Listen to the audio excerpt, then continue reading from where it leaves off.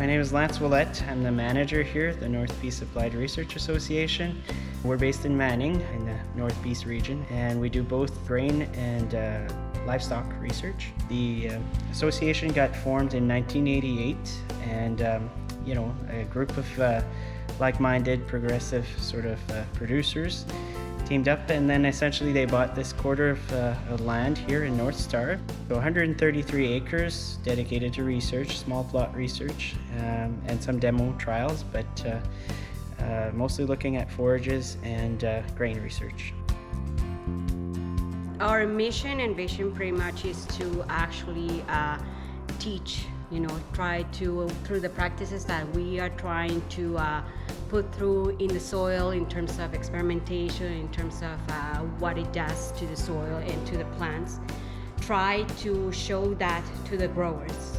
So it aligns pretty well to the living labs, because we're actually saying to the grower, hey, if you can adapt this to your farm right now, you can see the results in your own place. You can see what is happening, how regeneration is occurring, how your crops are improving, and all the benefits that you're getting both above ground biomass and below ground biomass. For us, what we see the Living Labs is it's an opportunity to really promote best management practices in our area. What can we do to actually improve the soil, reduce it, synthetic inputs, and really and push the soil health. So what we have here in the farms especially is that we have a lot of heavy clay. So that is a problem because, for example, if there's a day of like a heavy rain, you see puddles everywhere, you pretty much bring your canoe. So practices like relay cropping, cover cropping, and swath grazing, rotational grazing, all those BMPs, they really want to see what kind of inroads we can make given our soil type and given the climatic conditions of this area. Most of the work that we do here in the farm is a small plot research because we have many treatments, many experiments going at once, so we have to opt for small plot. But the actual game is out there, right? It's actually seeing what could be a whole field of this. But since we can't do that, so the closest that we have is to have a grower, who can willingly lend a little piece of their land and see what are the advantages or disadvantages of what we are working here at NPARA. My name is Peter Bigler. We're in the Hawk Hills here. It's a small community just about 50 kilometers north of Manning in northern Alberta.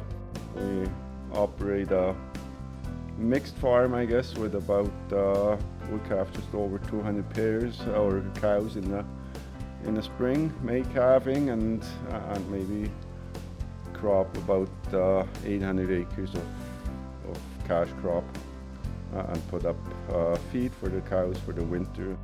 The trial work that we do at the research farm showcases, the traditional plots, but also they help me try new stuff on the soil health front, maybe with intercropping, where I have planted a mixed crop. This year again, I've done it before with a little bit less maybe research and more on a whim. Yeah, this year I did a little bit more research and it looks like it's going to pan out okay.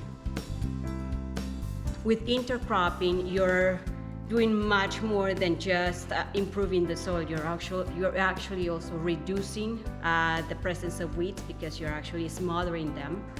And you're also improving the fauna within those crops. You're actually increasing the amount of beneficial insects that could be actually feeding on those insects that may be harming your crops. And sometimes you discover things as you're scaling it. Maybe you need, so for intercrops, you'll need to get a good seed separator. Okay, which seed separator is the best, and at what RPM do you run it? All those little details matter when you're scaling these practices. What I'm kind of hoping is I'm answering a lot of the questions for producers even before they adopt it, and so that once they actually adopt it, then it's as close as you can get to a good solution, and then put the economics to it, because that's been sort of a barrier to adoption. Well, how much much does it cost, and people are sort of reluctant to make big changes when the economics are not there. But in this case, I think there's a strong case for the economics on a lot of these practices, and that's what I'm hoping. It just gives them another proof of concept. I'm convinced it's a real good thing. Been really impressed about the yield potential and the lower input costs. And it's not in the bin yet, so the verdict is still out. What I like about the Living Labs also is that it's a 5-year project. So if on year 1 it doesn't work, then you can tweak it, and then you can. It's very flexible. It has to be flexible to be able to get results, right? You don't always can't control the weather. I'm Nora Polovich, and we're on our family farm, which we have called Jackknife Creek Land and Cattle Corporation. Farm here with my husband Bob Noble and our 2 children Jolene Noble and Lee. We'll be focusing on using cover crops to improve soil health. Cover crops and grazing, because we totally believe that grazing is integral to actually improving the health of our soils, and using the cover crops will enhance that BMP.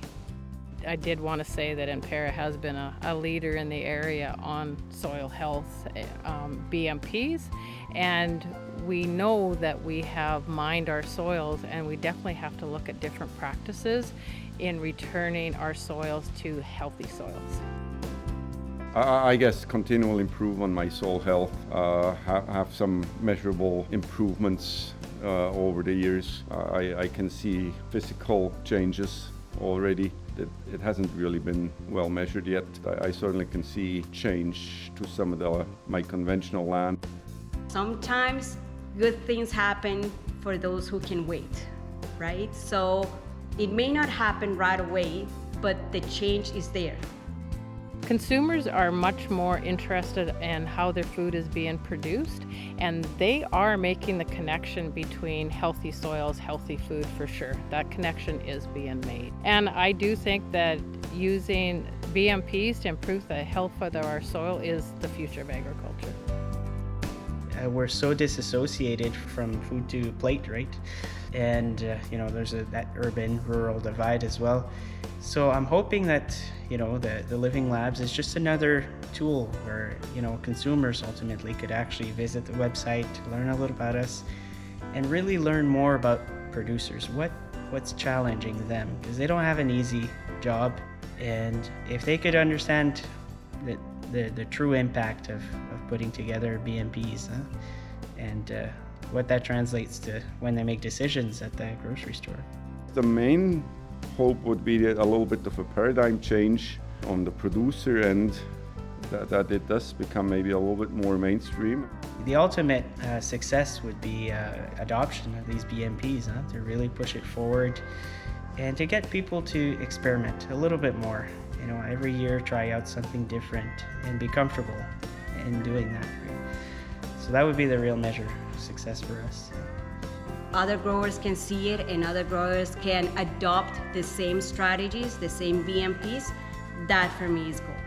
Just keep that in mind, that there'll be field days out there where you can actually see it on a field scale and ask questions directly to other producers, right?